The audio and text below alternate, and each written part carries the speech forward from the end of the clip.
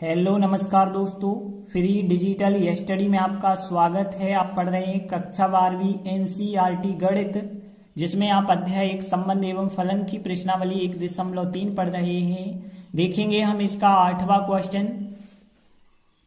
तो देखिए, 8वां क्वेश्चन करने से पहले हम समझ लेते हैं कि जब भी आपसे कहा जाता है व्युत्क्रमणीय फलन है तो आपको एक एक ही सिद्ध करना होता है इस प्रकार से, और आच्छादक सिद्ध करना होता है, तभी वो व्युत्क्रमणीय फलन होता है। और यहाँ पे भी कहा गया है एक फलन है एफ एक्स एक्स वर्ग प्लस 4, और जो फलन है वो आर प्लस मतलब वास्तविक संख्या धनात्मक वाली हैं, और इससे जो है 4 इन्फिनिटी पर जो है हमें विचार करना है और सिद्ध करना है कि फलन व्युत्क्रमणीय है। तो व्युत्क्रमणीय कब होगा? जब हम एक एक ही और आच्छादक सिद्ध कर देंगे।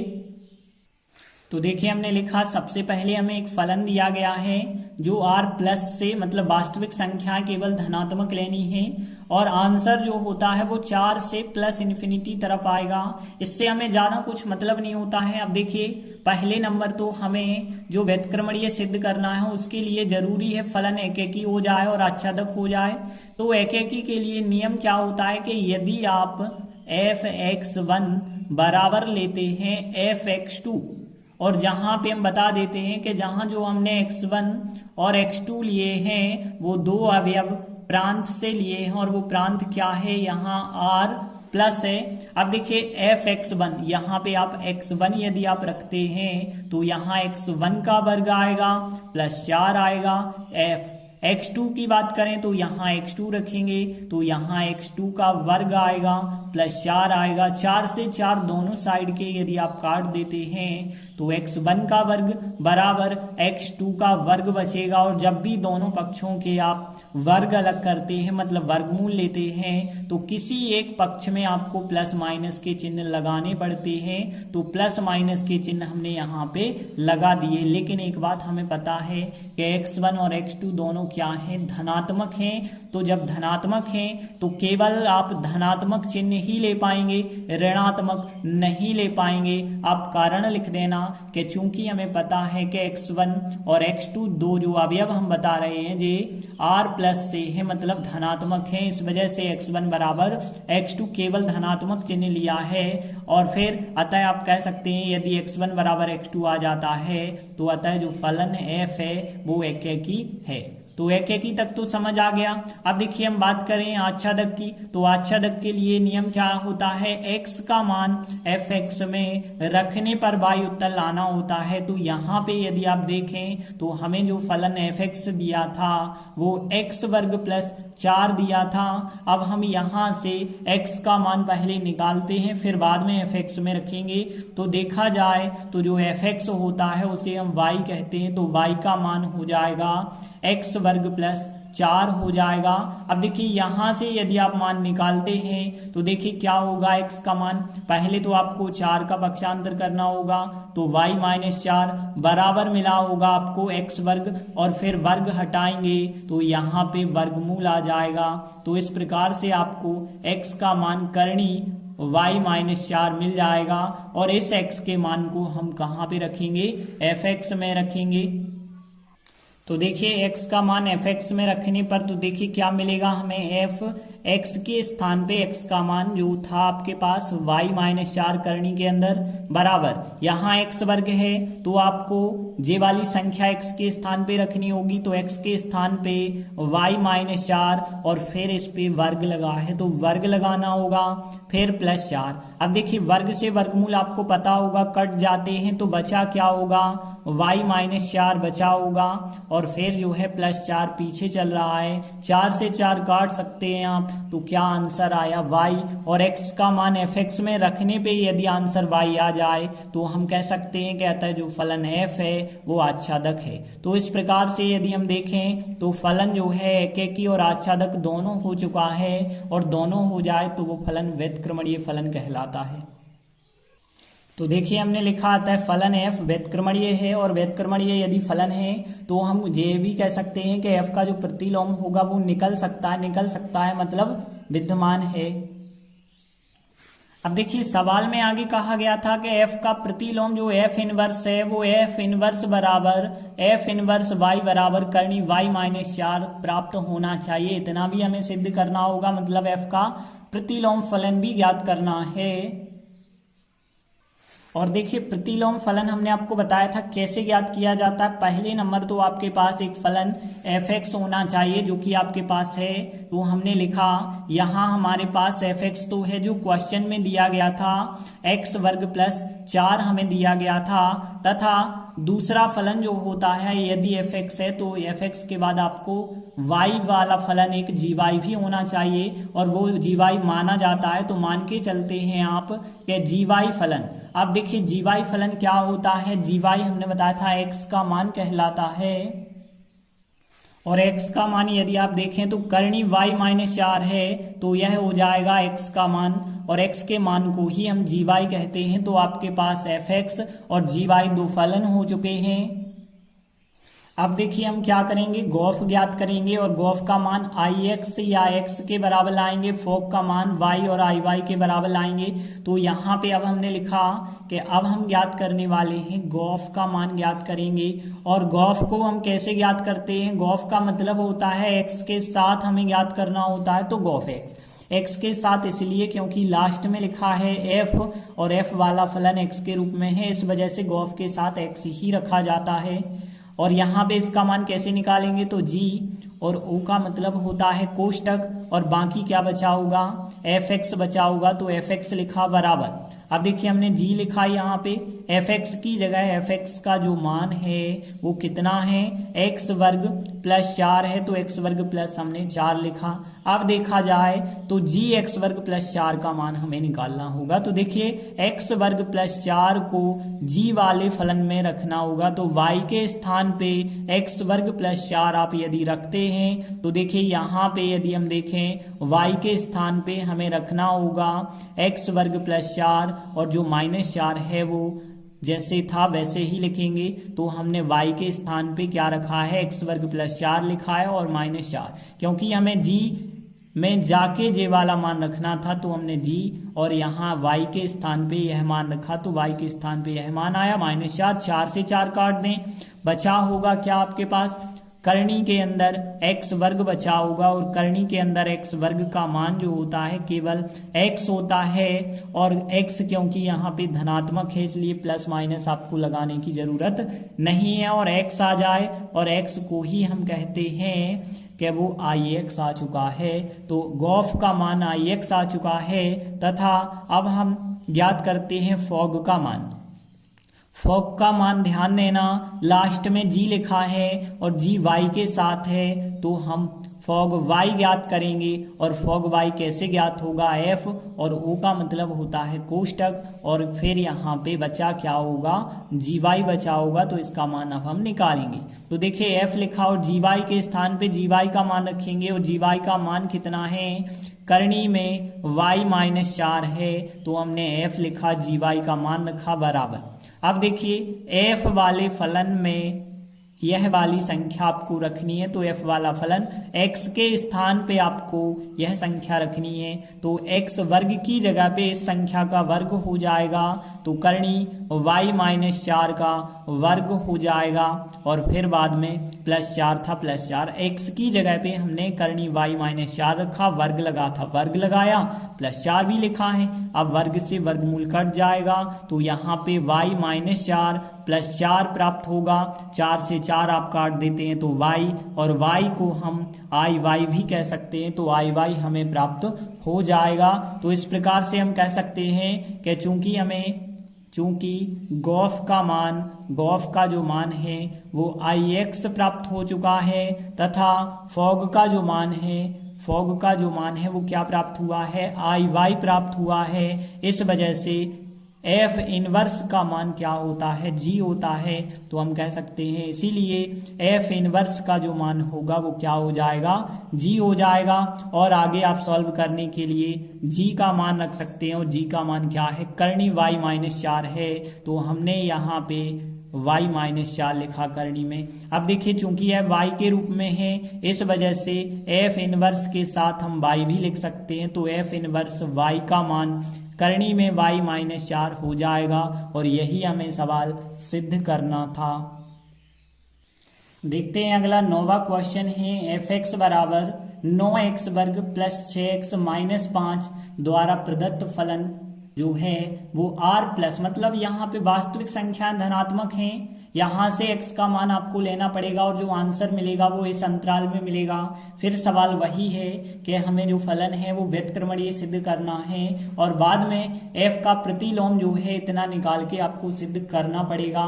तो व्युत्क्रमणीय कब होता है? जब वो एकेकी और आच्छादक हो जाए।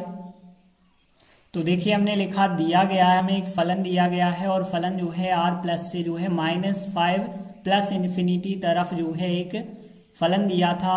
तो अब ध्यान देना, यहाँ एकेकी सिद्ध करना होगा और आच्छादक सिद्ध करना होगा, तभी आप कह पाएंगे कि फलन व्युत्क्रमणीय है। तो एकेकी के लिए हमने आपको एक नियम बताया था, f(x1) बराबर f(x2) लेते हैं, लेकिन इस सवाल में थोड़ी सी प्रॉब्लम होगी।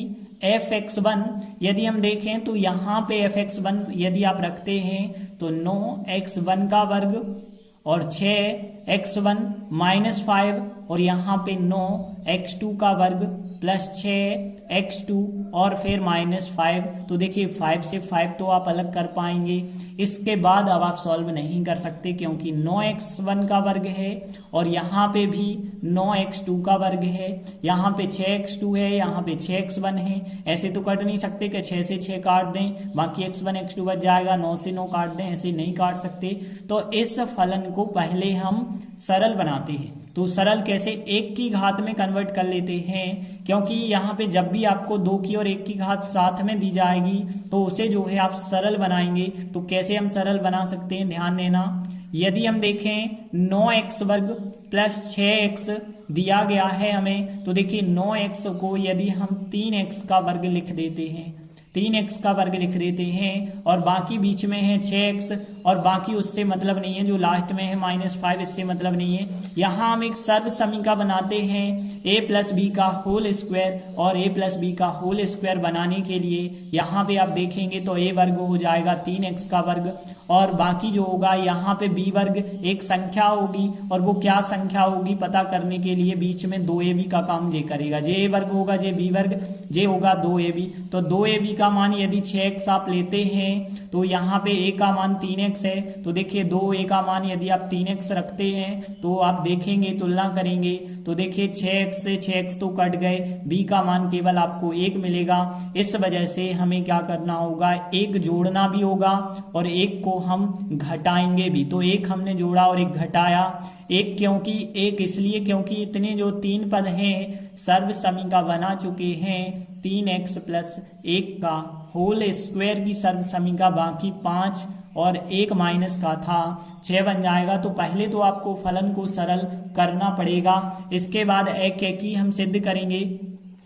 अब आसानी से आप सिद्ध कर सकते हैं। तो यदि हम ऐसा करते हैं f(x1) बराबर ले लेते हैं f(x2) और जहां पे हम बता भी देंगे कि x1 और x2 दो अवयव हमने जो लिए हैं वो कहां से लिए हैं, प्रांत से, और प्रांत का मान जो है वो क्या है, r प्लस है, मतलब वास्तविक संख्या प्लस की है f(x1).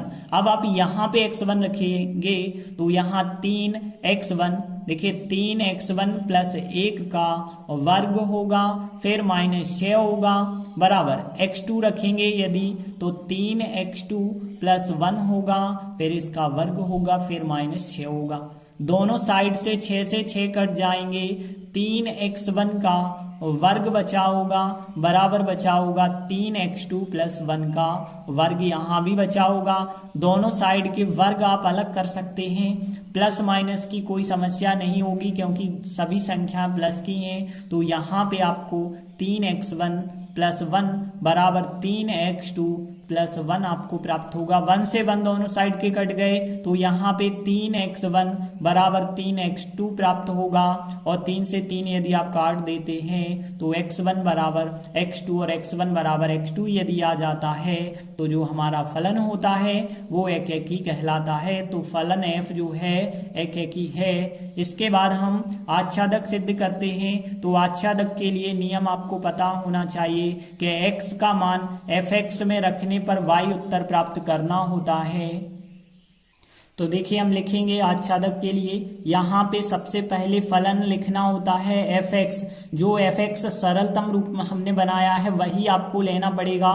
तो 3x प्लस 1 का वर्ग -6 यही लेना पड़ेगा आपको एफ एक्स। और देखा जाए यदि एफ एक्स को हम क्या मान के चलते हैं, y मान के चलते हैं, तो y बराबर होगा 3x प्लस 1 का वर्ग होगा, फिर -6 होगा। यहाँ से यदि आप x का मान निकालते हैं तो देखिए क्या होगा, y 6 को आप इस तरफ ले आते हैं तो +6 हो जाएगा, बराबर 3x प्लस 1 का वर्ग होगा, और वर्ग हटाएंगे तो इस पे वर्गमूल आ जाएगा।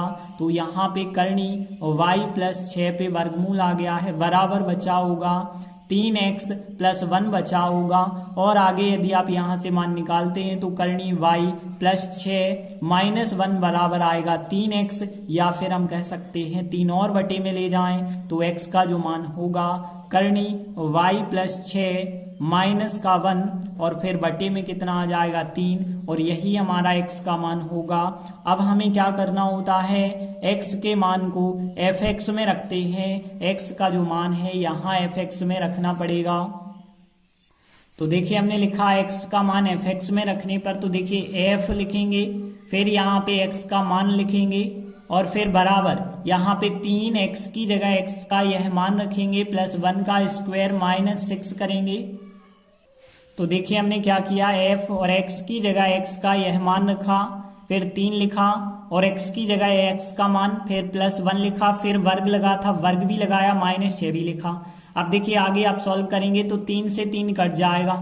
जब 3 से 3 कट जाएगा तो क्या बचा होगा, करनी y प्लस 6 माइनस 1, और फिर इसके बाद कोष्टक था, यहाँ पे कोष्टक लगाने की जरूरत नहीं है, फिर यहाँ प्लस 1, और फिर इसका वर्ग बचा होगा, और फिर लास्ट में -6। तो देखिए 1 से 1 कट गए, और करनी y प्लस 6 का वर्ग बचा होगा, जो कि वर्गमूल बाहर या फिर कट सकते हैं। तो यहाँ पे y प्लस 6 जो है बाहर करनी से आ जाएगा, और -6 पीछे चल रहा है, तो यह भी आपस में 6 और 6 कट जाएंगे, तो आंसर आपको y मिल जाएगा। और x का मान एफ एक्स में रखने पे यदि y आंसर मिल जाए तो फलन f आच्छादक होता है। तो देखिए चूंकि फलन एकेकी भी हो गया है, आच्छादक भी हो गया है, तो हम कह सकते हैं कि फलन f व्युत्क्रमणीय फलन है, मतलब जो f फलन का प्रतिलोम है वो निकल सकता है, मतलब विद्यमान है। तो देखिए हमने लिखा आता है फलन f व्युत्क्रमणीय हो जाएगा, क्योंकि एकेकी आच्छादक हो गया और व्युत्क्रमणीय हो गया है, तो इसका मतलब ये है कि उसका प्रतिलोम निकल सकता है, मतलब प्रतिलोम जो है विद्यमान है। अब देखिए हमें प्रतिलोम फलन कैसे ज्ञात करना होता है। प्रतिलोम फलन ज्ञात करने के लिए आपके पास एफ एक्स होना चाहिए और जी वाई होना चाहिए। तो हम लिखेंगे कि यहाँ पे हमारे पास एफ एक्स तो था, और एफ एक्स क्या था, यहाँ पे जो आपने सरल वाला रूप बनाया था, सरल वाला रूप बनाया था जो 3x प्लस 1 का वर्ग -6 बनाया था। और यदि हम बात करें जी वाई की, तो मान के चलना होता है हमें जी वाई। तो जी वाई हम किसे मान के चलेंगे, जी वाई जो माना जाता है x का मान, और x का मान आपका यह है, तो जी वाई का मान हो जाएगा, और एफ एक्स का मान जो सरल वाला रूप था वो हो जाएगा एफ एक्स का मान।